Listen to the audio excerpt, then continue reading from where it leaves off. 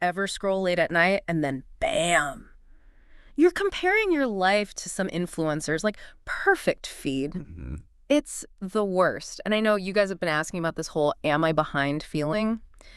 So today, we're diving deep on that feeling, why it's so common, especially for our generation, and how to ditch the pressure and actually define success on your own terms. Yeah, and I think what's interesting here is this feeling you're having. It isn't just you, right? It's like a whole generation dealing with these anxieties. Yeah. And a big part of it, yeah, it comes down to this digital age we're living in. Totally. It's like we're drowning in everyone else's highlight reels 24/7. So how does this social media comparison thing actually mess with us? Like, what's the psychology behind it? It's basically, think about platforms like Instagram, right?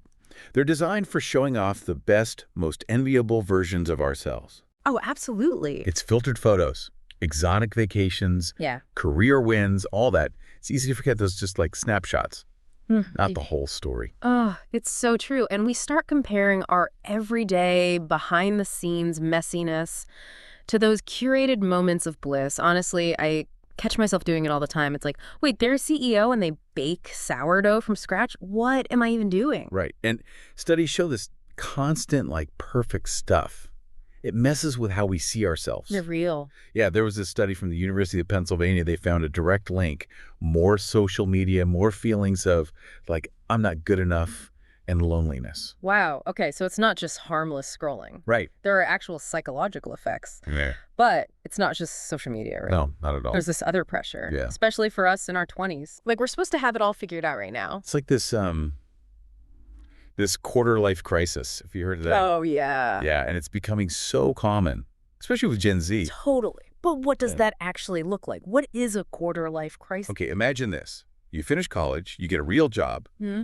and then, bam, huge pressure to have your whole life planned out. Ugh, yes. Dream career, Mm. check. Perfect partner, check. Instagrammable apartment, check, check, check. Stop. I'm already stressed. It's like society gives you this checklist Yeah. and a stopwatch, you know? And if you're not hitting those milestones on time, Mm. you're behind. The worst. I remember freaking out after graduation. Like, I needed to have my career figured out yesterday, but I had just learned how to do my taxes. That's the thing, this whole get a job, get married, buy a house timeline. It's so outdated. People are switching careers in their 30s, 40s, even 50s. It's not a straight line anymore. But we still feel this pressure, like we need to have it all figured out by a certain age. Totally. And on top of all that, there's this other beast we got to talk about. Hustle culture. Ugh, it's everywhere, right? Everywhere. And it's like, you're not allowed to just enjoy life anymore. Right. You have to be constantly grinding, building your brand, side hustling, like rise and grind every single day. Honestly, it's exhausting. It is exhausting, and that's the thing about hustle culture. You know, it makes you feel like Yeah. it's so seductive. Like you always need to be on, always need to be doing more, and it pushes you to just work all the time. It's true. Like, where's the line between work and life anymore? And you never get to rest. Yeah. Never get to just chill. It's like we're all stuck on this hamster wheel of productivity. And if you dare to slow down, even for a second, you feel guilty. Yes. Like you're instantly behind everyone else. Totally. And that is a recipe for burnout. We're just not meant to be on all the time.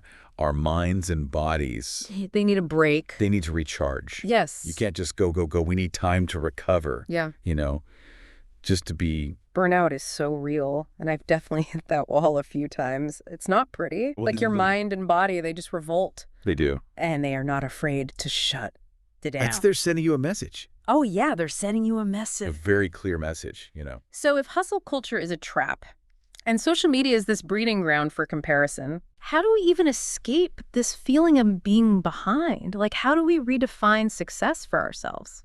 That is the question, isn't it? I think it starts with changing how we see things. We're so busy looking outward, measuring ourselves against everyone else, you know, like the job titles, the vacations. The perfect lives. Yeah, and those might not even be real. We have to look inward instead. Figure out what actually matters to us, what makes us happy, what makes you feel fulfilled. What kind of life do you want? Exactly. And not what society tells you is a good life. I love that. It's about taking back control and defining success on your own terms. Yes. What makes you feel excited to get up in the morning? Find that and pursue it. Yes. Build a life that feels real and meaningful to you, not just checking boxes on some outdated list. Exactly. And it's about those small wins, right? Yes. The little things that make you happy. Yes. The everyday stuff.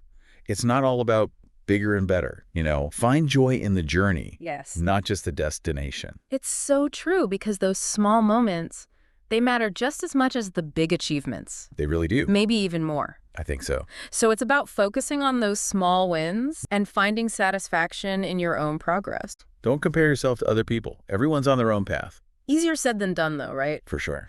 Especially with social media always there. Right. It's so easy to get sucked into comparing yourself. So how do we actually quiet that voice in our heads? The one that says we're not good enough, fast enough, successful enough. How do we make this shift? It definitely takes effort. Yeah. But there are some things you can do. First, you got to limit the social media. It's true. We talked about it before. But those perfect feeds are dangerous. So true. They make you feel bad about yourself. Yeah. So maybe set some boundaries, like only scroll at a certain time, or unfollow accounts that make you feel bad, Ooh, yes. Unfollow the accounts that make you feel bad. and follow ones that inspire you, Yes. accounts that make you feel good. Curate your feed to be a positive space, not a place that makes you feel like you're not enough. Exactly. You don't have to delete social media completely. Be mindful of what you're looking at and how it makes you feel. Exactly. And then shift your focus. Instead of looking at what everyone else is doing, think about what you're doing. What are your goals? Yeah. What are you passionate about? This is where having goals for yourself comes in, right? Yes. And not those big, scary goals, but smaller, more doable ones, like learning a new skill or starting a new hobby, Love it. things that make you excited. Yes. And break those big goals down. Make them into smaller steps so it doesn't feel overwhelming. Exactly. And you get to celebrate those small wins along the way. Celebrate those wins. Yeah. It's so easy to just rush to the next thing without pausing to be proud of how far you've come. It is. We forget to celebrate. We do. But celebrating those wins, it's crucial. It is. Acknowledge those efforts, Absolutely. Be proud of yourself. Yes. But even when you're celebrating the small wins, there's still that pressure of the big milestones, Oh, tell me about it. getting married, buying a house, having kids. Society's got this whole timeline for that stuff. It's so ingrained in us, right? It really is. But here's the thing. There isn't one right way to do life. Everyone's journey is different. We all have different dreams, different goals, different situations. So trying to squeeze yourself into some mold just because you think it's what you should be doing by a certain age. Yeah. That's just setting yourself up for unhappiness. Exactly. It's like that saying, you're not behind, you're on time for your own life. Yes, exactly. Embrace that. It's so true because comparison really does steal your joy It does. when you're always looking at what everyone else is doing, measuring your life against some random timeline. Yeah, you miss out on the good stuff, the beauty of your own journey. It's about being kind to yourself too, right? It's so easy to be hard on yourself, especially when you feel like you're not where you're supposed to be. It is, but But you have to remember, give yourself a break. give yourself a break, be kind to yourself, Yes. celebrate those little victories. Acknowledge how far you've come. Exactly. Treat yourself like you'd treat a friend. Yes, We all mess up sometimes. we do. We make mistakes, and that's okay. It's all part of learning. That feeling of being lost, it's basically the unofficial anthem of our 20s, wouldn't you say? It's incredibly common. And, the notes highlight just how common it is. Yeah. And it makes sense, right? Yeah. I mean, today's world really throws everything in the kitchen sink at young adults. It does. Social media pressures, a job market that seems to change by the minute. Oh, tell me about it.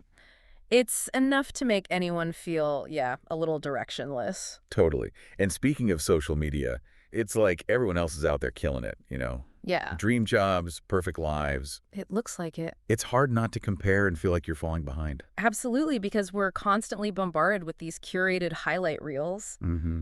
It's so easy to fall into that trap of comparing our behind the scenes to everyone else's, perfectly edited, perfectly filtered Right. life on Instagram. It's like this highlight reel. Yeah. And the notes actually mention this therapist Okay. who was saying that they were ready to just stop taking on new clients. Felt like a failure Wow. compared to all these successful therapists It's social media. that they saw on Instagram. And it turns out a lot of them were struggling too. Oh, wow. They were just really good at, curating that online persona. It's all about the aesthetic. Exactly. Oh, man. That's a good reality check. It is. It is. It's like this unspoken pressure, right? Yeah. Like you said, they have it all figured out by a certain age, Yeah. especially when it comes to finding your passion. Mm-hmm.